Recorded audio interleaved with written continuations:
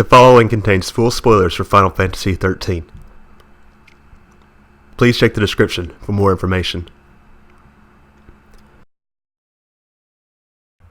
Final Fantasy XIII-2 Fragments Before Part 4 Fair and Foul Chapter 6 28 minutes. To have me join the provisional government? It was such an absurd thing to say that he couldn't keep himself from spontaneously asking. It seemed this man said ridiculous things whether he was joking or not.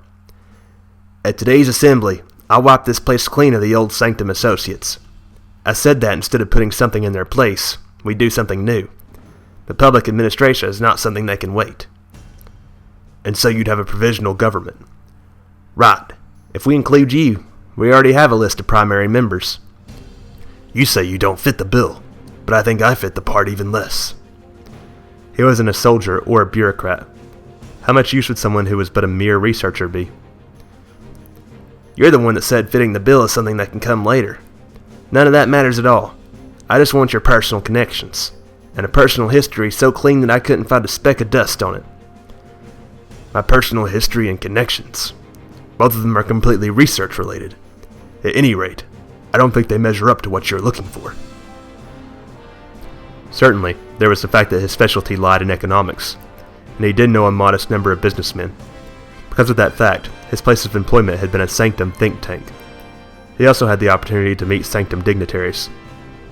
One would think that, having a military background, Rigday would have had more than enough connections across the board, but perhaps that was an overestimation. If a researcher of my caliber would do, then shouldn't there be plenty of other suitable candidates? Rigday ignored that and went on to an entirely different topic. Humans are real greedy. Once they get something, they won't ever part with it, no matter the circumstances, even if it was something they got under the table. That's how things are. The only people who will part with their vested interests are either real saints or total idiots. He realized as he said it himself, what Rigday had been trying to say, that is. Dismantling the system they had until now and creating a new order meant temporarily giving up what they had had until that point. There was no path in which they wouldn't encounter resistance. For example, a thief would never return what he had stolen, but a thief who had stolen their goods taken away from them would at once take on the role of a victim, as if they had completely forgotten that they had done the exact same thing. It probably had nothing to do with the legitimacy of their acquisition. Humans are built to experience unbearable displeasure when they have something taken from their hands. I see. So what you'll be doing now is the task of stripping people of their vested rights. It'll cause resentment, without a doubt. There will be considerable resistance. There's no telling what setbacks you'll face. Probably. It's too bad that there aren't any saints or idiots in the former sanctum. Although this is probably the only chance we'll have at brandishing the axe of revolution. Now that the Fal'Cie are hibernating, and we can't maintain our previous way of life, the people's sense of resignation will weaken their resistance. If we let this chance slip by, there likely won't be another. That's the thing. A smile came to Rigday's face as he paused for effect. It'll be up to someone of your personage.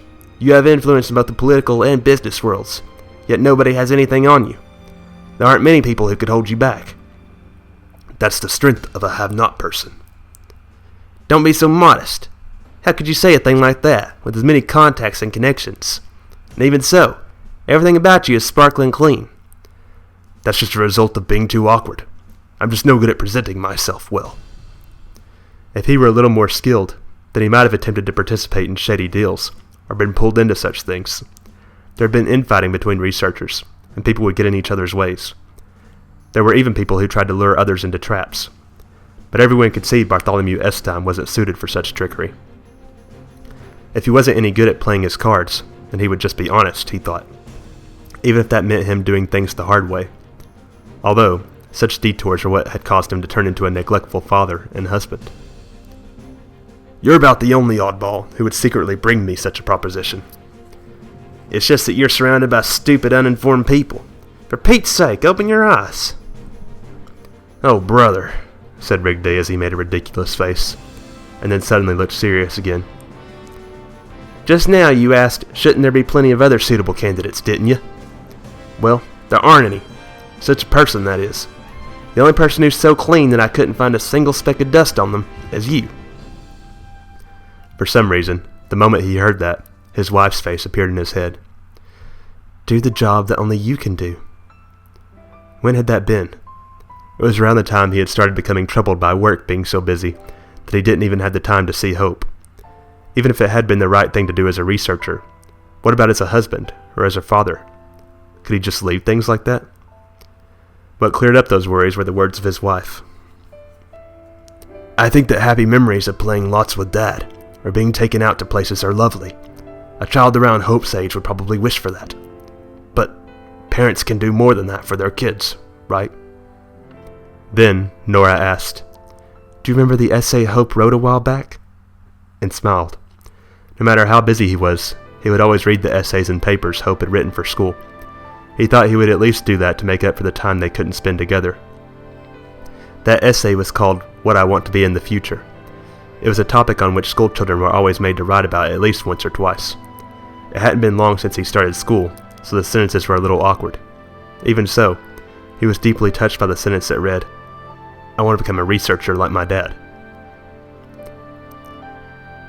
It's important that he can think that I want to become like Dad in the future, isn't it? That means you're doing a job worthy of a child to think that way. It's all right, his wife asserted faithfully. Hope would understand. Even though he doesn't know, when he's a little older he'll be able to understand.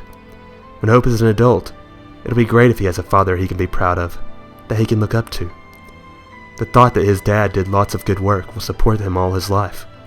Even long after we die, our child will always be able to live with his head held high. He made up his mind after hearing those encouraging words. From then on, no matter what, he would never do anything that would weigh on his conscience. In the future, Hope would be seeing all of the work he accomplished. He told himself he couldn't forget that his son would be looking. Was he doing work that Hope could be proud of now?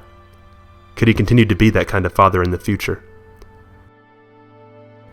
When he asked himself those questions, he discovered the answer that he would give to Rigday.